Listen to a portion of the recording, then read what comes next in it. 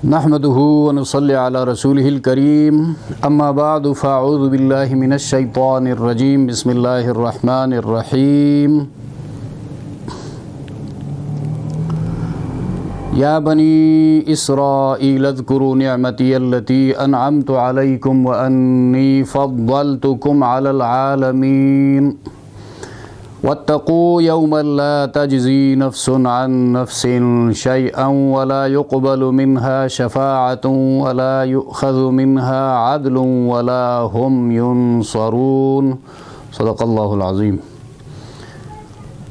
اے بنی اسرائیل، یاد کرو میرے احسان جو میں نے تم پر کیے، اور اس کو کہ میں نے تم کو بڑائی دی تمام عالم پر، اور ڈرو اس دن سے کہ کام نہ آئے کوئی شخص کسی کے کچھ بھی، اور قبول نہ ہو اس کی طرف سے سفارش، اور نہ لیا جائے اس کی طرف سے بدلہ، اور نہ اس کو مدد پہنچے۔ سورۃ البقرہ آیت نمبر 47 اور 48 کا مطالعہ ہم کر رہے ہیں۔ ان آیات میں خطاب نبی کریم صلی اللہ علیہ وسلم کے زمانے کے یہود سے ہے، لیکن عہد نبوی کے یہود کو ان کے آباء و اجداد پر اللہ نے جو احسانات فرمائے تھے ان کو یاد دلا رہا ہے، تاکہ اللہ کی ان نعمتوں کو، ان احسانات کو یاد کر کے وہ فرمانبرداری کی طرف آ جائے اور ان کے مزاج میں جو سرکشی ہے وہ نرمی سے بدل جائے، اور آخری نبی پر، آخری کتاب پر وہ ایمان لے آئے۔ یہاں پر یا بنی اسرائیل مذہب یہود کی تاریخ قرآن بیان نہیں کرتا ہے، بلکہ ایک مخصوص نسل کو خطاب کرتا ہے، ایک مخصوص قوم کے ساتھ اللہ مخاطب ہیں۔ وہ قوم ہے بنی اسرائیل۔ اسرائیل نام ہے حضرت یعقوب علیہ السلام کا۔ انبیاء علیہ السلام میں یہ دو پیغمبر گزرے ہیں، یعقوب علیہ السلام جن کے ایک سے زیادہ نام ہیں، اور دوسرا ہے امام الانبیاء خاتم النبیین محمد مصطفیٰ صلی اللہ علیہ وسلم جن کے ایک سے زیادہ اسماء ہیں۔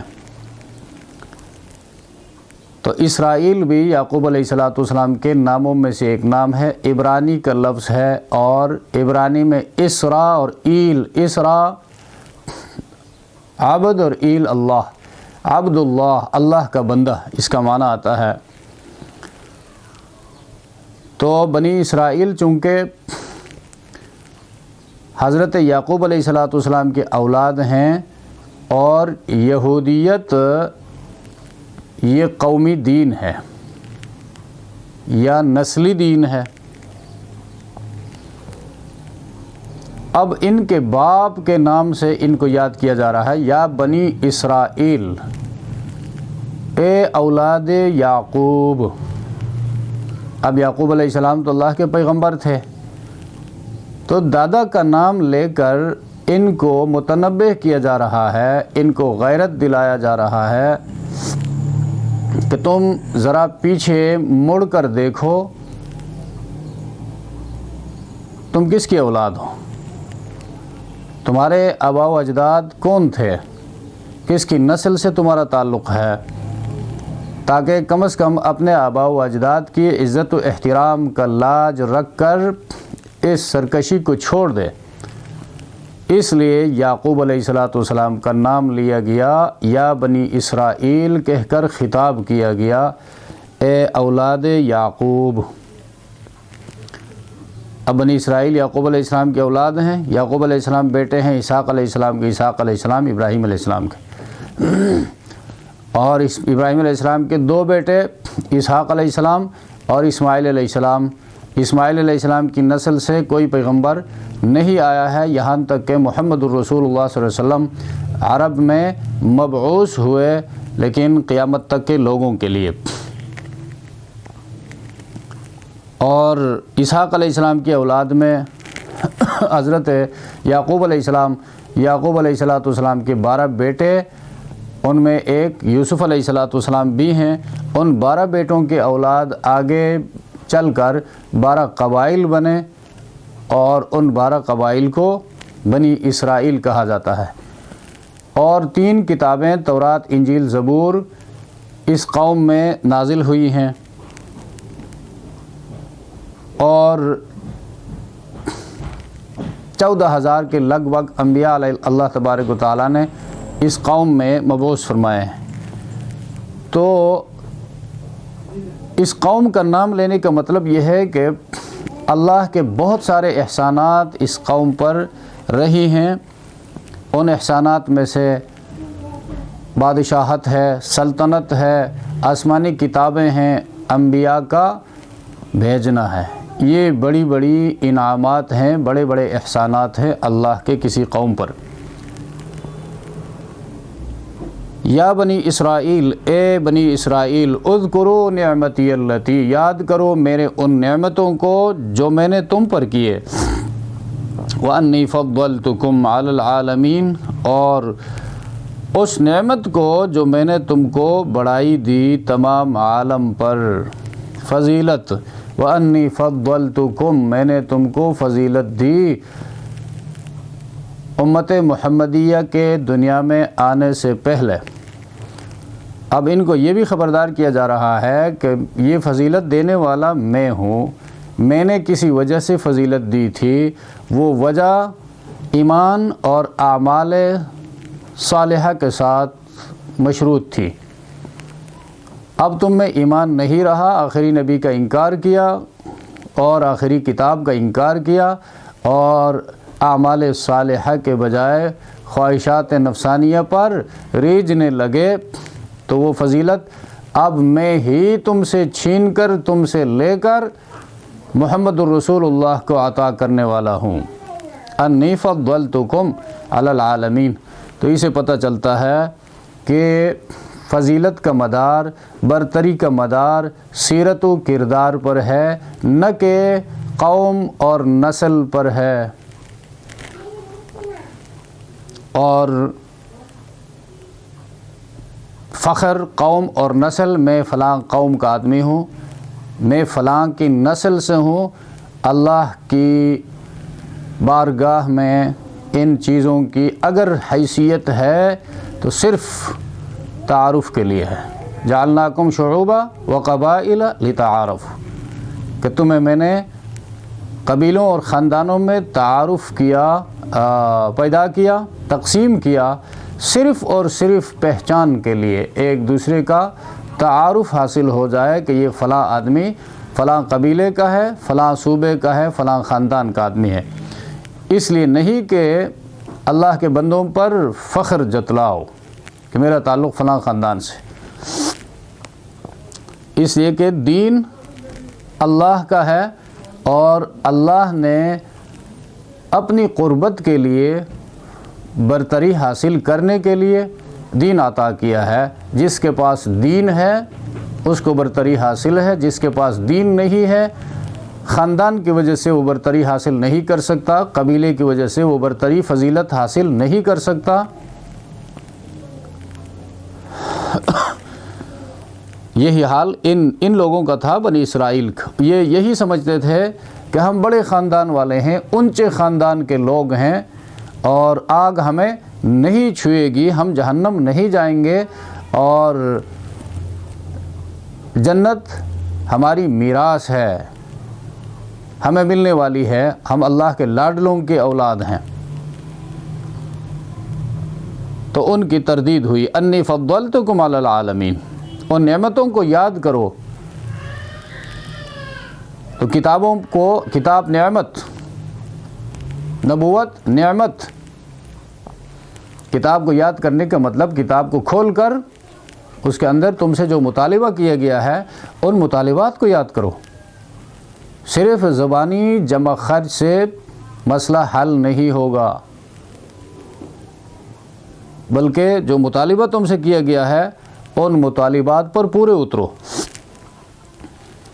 اور ان مطالبات میں سے ایک یہ بھی تھا آخر میں امام الانبیاء محمد رسول اللہ صلی اللہ علیہ وسلم تشریف لائیں گے، ان کی نبوت و رسالت پر بھی ایمان لے آؤ اور ان کی تائید کرو اور ان کے مشن میں شامل ہو جاؤ۔ وَأَنِّي فَضَّلْتُكُمْ عَلَى الْعَالَمِينَ، تو وہ فضیلت تمہیں حاصل ہوگی، اور یہی فضیلت حاصل بھی رہی ان اہل کتاب کو جو اپنے نبی پر بھی ایمان لائے اور محمد رسول اللہ صلی اللہ علیہ وسلم پر بھی ایمان لے آئے۔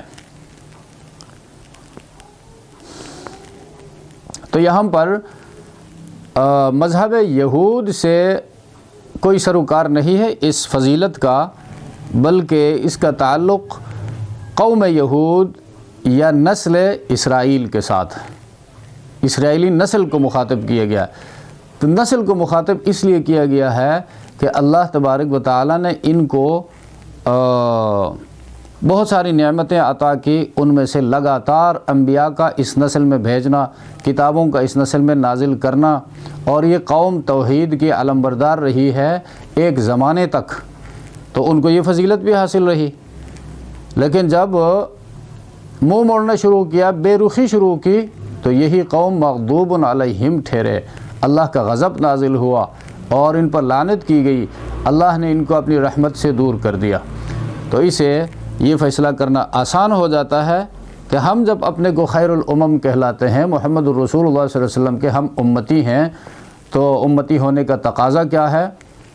ہم سے بھی یہی کہا جا رہا ہے اذکروا نعمتی، قرآن میں جب یہ بیان ہوا ہے تو اس کا یہ مطلب نہیں ہے کہ یہ یہود کے لیے ہے۔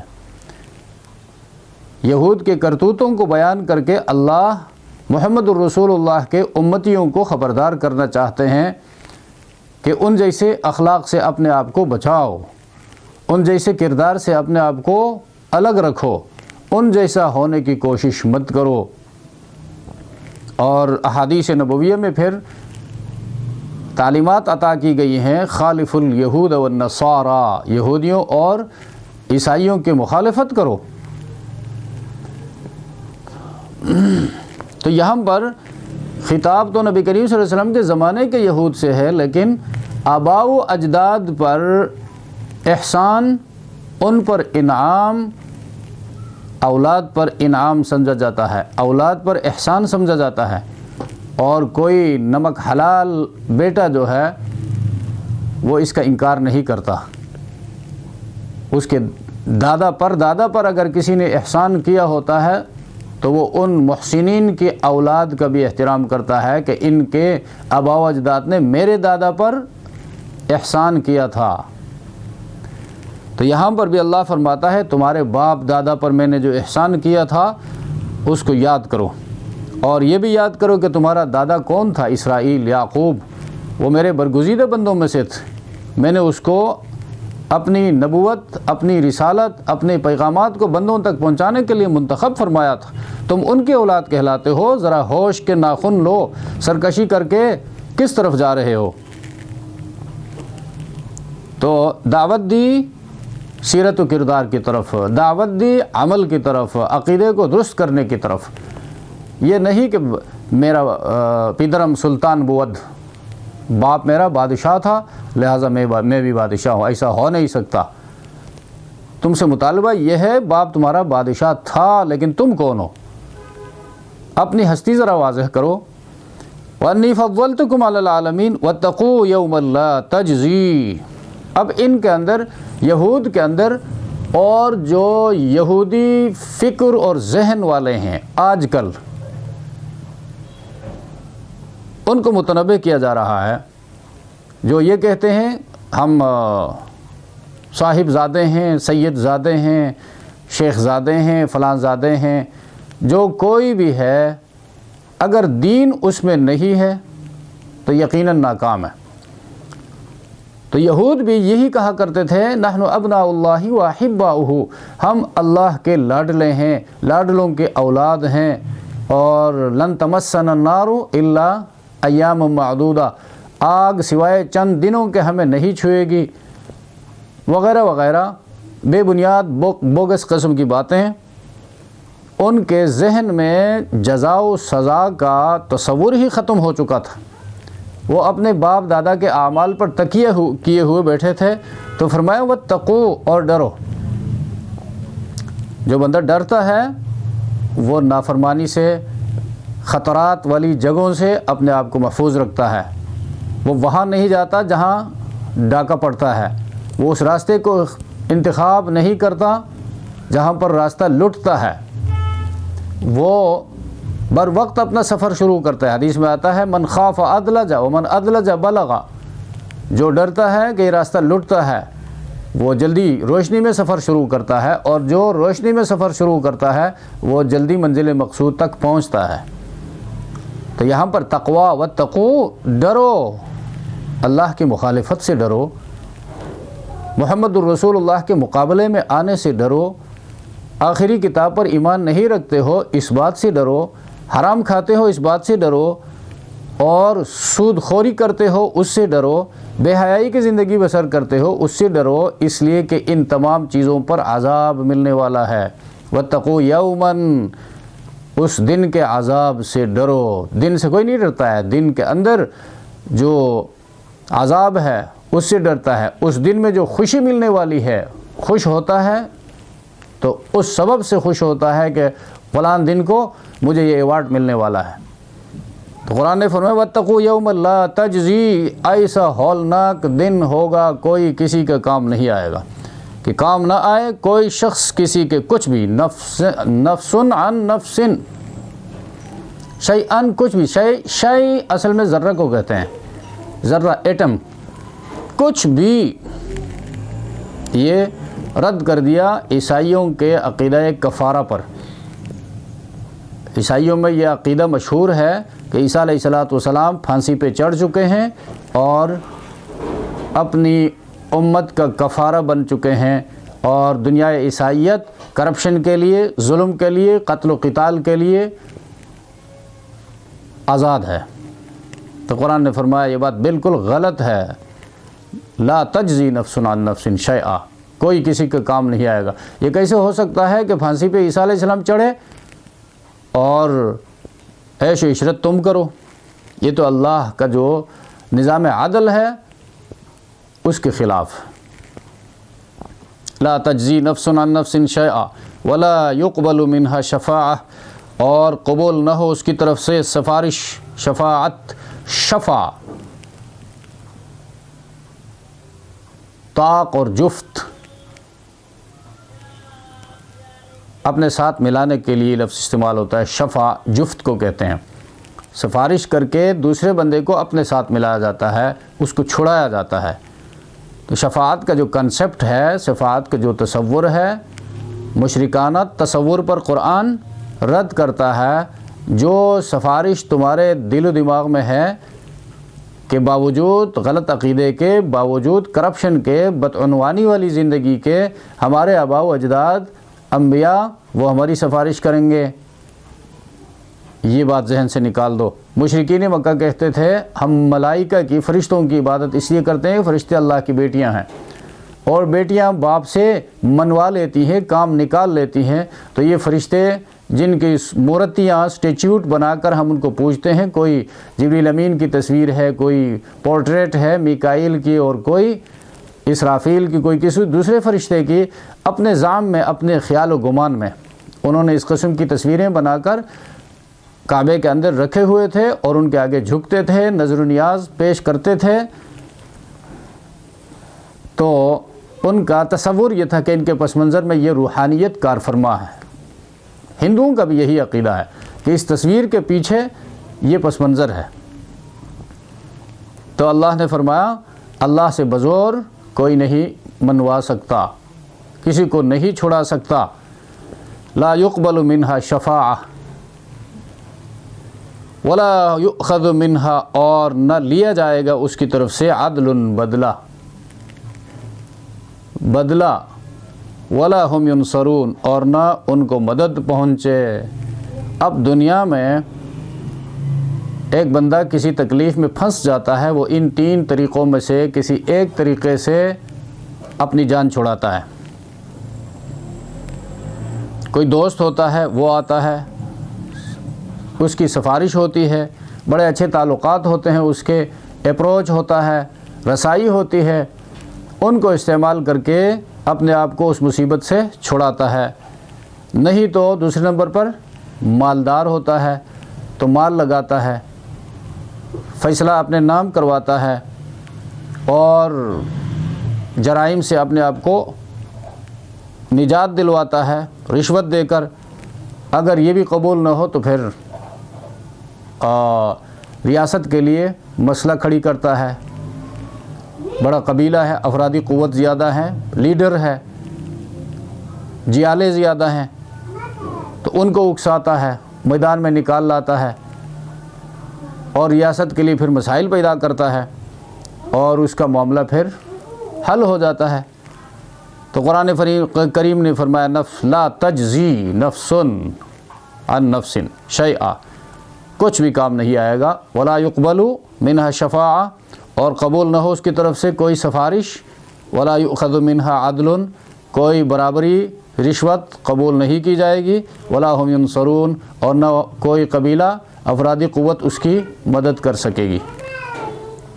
تو شفاعت کا جو صحیح تصور ہے، اہل سنت والجماعہ کا جو تصور ہے، وہ تصور یہ ہے کہ کوئی کسی کی سفارش نہیں کر سکے گا قیامت کے دن مگر جس کو اللہ اجازت دے، جس کے بارے میں اجازت دے۔ تو کس کے بارے میں اجازت دے گا؟ جس کا عقیدہ درست ہوگا، اور رضی لہ قولا، عقیدہ اس کا درست ہوگا، اعمال میں کمزوری کی وجہ سے جہنم واجب ہو چکی ہوگی، تو اس بندے کے لیے شفاعت کی اجازت دے گا۔ کس کو دے گا؟ انبیاء علیہ الصلوۃ والسلام کو، علماء کو، حفاظ کو، شہداء کو، صالحین اہل ایمان کو، جن کی زندگی قرآن و سنت کی روشنی میں گزری، ان کے لیے یہ اعزاز ہوگا اللہ کی طرف سے، یہ عزت اللہ بخشے گا اپنے ان بندوں کو۔ اور تیسری بات، اللہ کی اجازت کے بعد ہوگا، اجازت سے پہلے کوئی حرکت بھی نہیں کر سکے گا اپنے مقام سے، سفارش کرنا تو دور کی بات ہے۔ اور حدیث میں بھی نبی کریم صلی اللہ علیہ وسلم نے فرمایا شفاعتی لأہل الکبائر من امتی، میری شفاعت میری امت کے گناہ کبیرہ والوں کے لیے ہے۔ گناہ کبیرہ کرنے کے بعد توبہ نہیں کی اور دنیا سے گزر گئے، اللہ نے اپنی رحمت سے بھی ان کو نہیں بخشا، جہنم لازم ہو گئی، تو اب وہ سفارش کریں گے انبیاء، اور پھر انبیاء کے وارثین علماء، حفاظ کرام جنہوں نے قرآن یاد کیا اور اس پر عمل کیا، قرآن کے حلال کو حلال جانا، حرام کو حرام جانا، اور صالح اہل ایمان۔ یہاں پر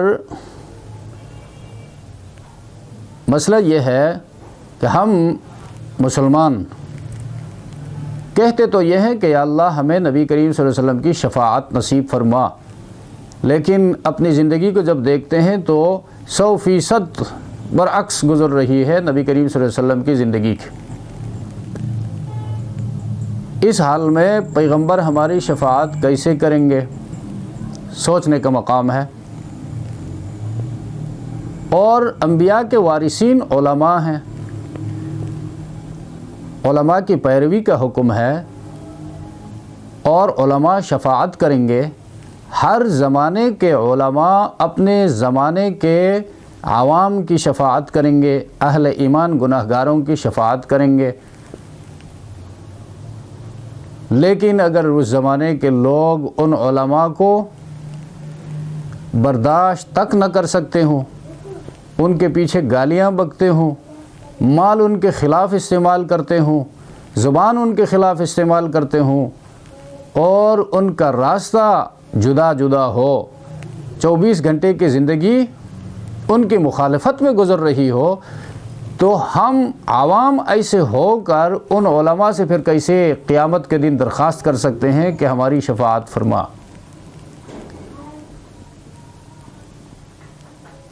وہ شاعر کہتا ہے ترسم نہ رسی بکعبہ اے عربی، اے دیہاتی کبھی بھی تو کعبہ تک نہیں پہنچ سکے گا کہ ان راہ کہ تو میرے وی بترکستان است۔ جس راستے کا انتخاب تو نے کعبہ پہنچنے کے لیے کیا ہے وہ تو ترکستان کی طرف جا رہا ہے.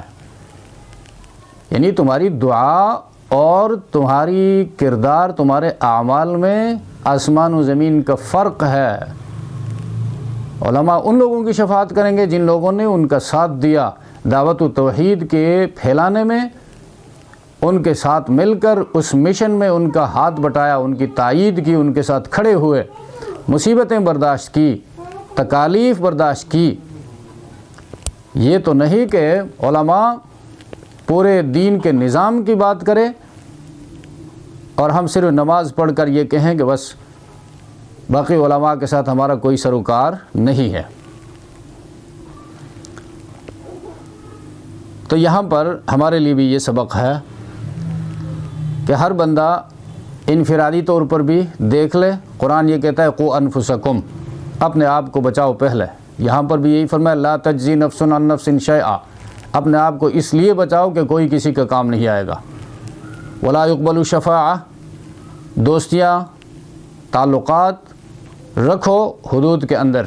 شفاعت ہوگی لیکن عقیدہ جب درست ہو. عقیدہ صحیح نہیں ہے تو پھر شفاعت کوئی نہیں کر سکے گا، نہ نبی شفاعت کر سکے گا اور نہ علماء کر سکیں گے. ولا یؤخذ منها عدل، اور نہیں لیا جائے گا کوئی بدلہ، کسی قسم کا کوئی بدلہ. اگر کسی کے ذہن میں یہ بات آتی ہے وہاں پر بدلے کے لیے کسی کے پاس کچھ ہوگا بھی نہیں، رشوت کیا دے گا. مال و زر کی جو قدر و قیمت ہے وہ وہاں جا کر تو ختم ہو جائے گی. زمین بھر سونا بھی اگر کسی کے پاس ہو تو قبول نہیں کیا جائے گا. بالفرض والمحال کہا گیا ہے. تو وہاں پر صرف اور صرف انسان کے کام آئیں گے اس کے اپنے اعمال. تو ولا ہم ینصرون، اور نہ اس کی مدد کو پہنچے. نصرت، ینصرون، مدد کی جائے گی، ایسا بھی نہیں ہوگا. کوئی ہر ایک کو اپنی پڑی ہوگی، نفسا نفسی کا عالم ہوگا. میرا کیا حل ہوتا ہے، بچتا ہوں یا پھنستا ہوں. دوسرے کی طرف کسی کی نظر نہیں جائے گی، کوئی کسی کا فکر نہیں کرے گا. تو یہ آیتیں انسان کو جھنجھوڑنے والی ہیں، عقیدہ آخرت کے حوالے سے متنبہ کرنے والی ہیں، خبردار کرنے والی ہیں. سبحان ربک رب العزت عما یصفون وسلام علی المرسلین والحمد للہ رب العالمین.